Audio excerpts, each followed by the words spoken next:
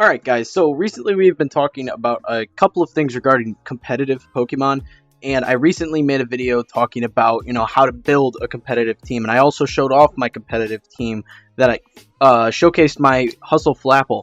But there have been some changes to the rules going into the November season Series 7 of the Pokemon Sword and Shield VGC, and I want to address them here because there are some serious changes coming.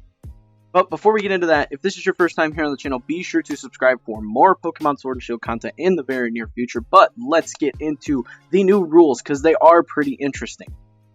Okay, so here we are. This link will be in the description below if you guys want to check it out. These are the Ranked Battle Series 7 rules and legal Pokemon, okay?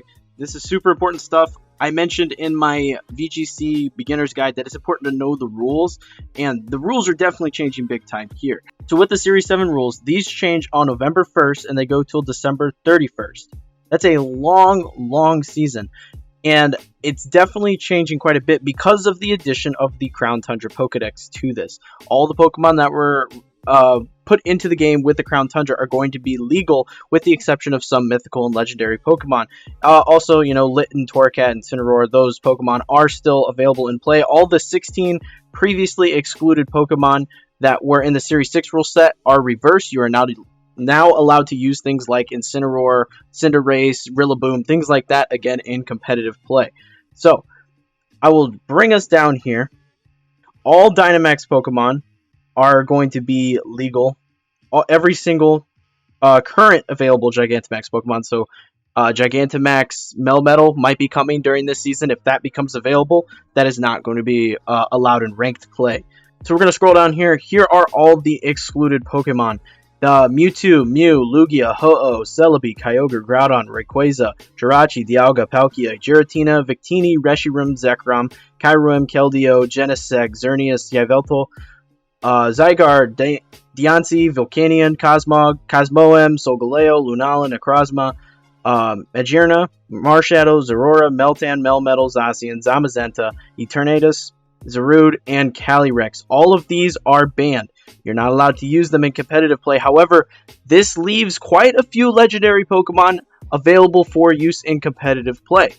So, I brought us over here to Pokemon Showdown to show you guys some of the legendary Pokemon that are in play. Now, let me state right now, I am not a fan of legendary Pokemon in competitive play. I've already started prepping a team for next season, and I've been doing a lot of battling on Showdown, and you lose a lot of creativity when legendary Pokemon come into play, in my opinion. You can leave your opinion in the comments below. I'm interested in hearing, but in my opinion, when legendaries start rotating in, you lose a lot of creativity. Like, you won't see as many weird and wacky things like, A-Drive's Greedent with Oranguru.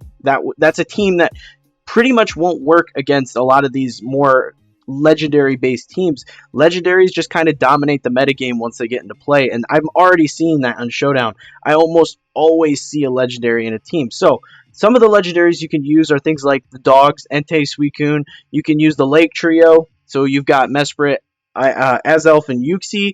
You've got Cresselia is in play right now. We also have all the Ultra Beasts. All the Ultra Beasts are going to be in play. That's a little annoying, in my opinion. Landorus, Thundurus, and Tornadus, those are all in play. Latios, Latias are in play.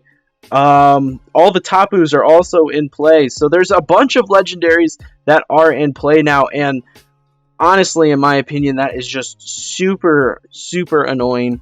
Like I said, they tend to dominate a metagame, and that is all I've seen so far. Is either you see, one of the Galarian birds being used, or you see one of the Tapus. You'll almost always see at least one of those Pokemon being used in a competitive team, and as a result, I have resorted to using one in my competitive team because it's hard to keep up with those stats on some of these legendary Pokemon without using one yourself. So, honestly, it's a little frustrating for someone like me who likes having a little more creativity in the teams and doing things that are a little out of the ordinary.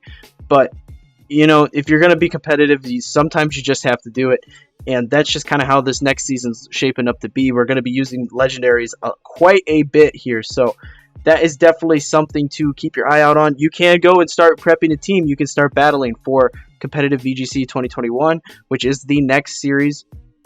So it's definitely worth hopping into Pokemon Showdown and making a team and getting ready if you want to be playing competitive next season. I will leave the link to Pokemon Showdown in the description below if you are unaware of what Pokemon Showdown is. It's a team building tool where you can battle other people online.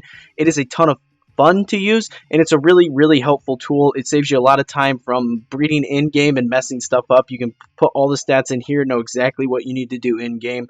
So really helpful tool, and I recommend you check it out if you haven't already. So that is pretty much all you need to know about the Series 7 rule changes, guys. Like I said, I'm not looking forward to the Legendary metagame, which is going to become a very popular thing. It's just frustrating, in my opinion, but it is what it is. It always happens every year in Pokemon. Every time, you get through the first set, as soon as the Legendaries become available, they kind of start to become a dominating force. Every team has a Legendary to some capacity, but that is going to be it for this video, guys. I hope you found it entertaining and helpful. And if you should, be sure to leave a like and smash the subscribe button for more videos like this. In the future, be sure to share the video with your friends. Let's grow this community here on the channel. Speaking of community, we got a community Discord.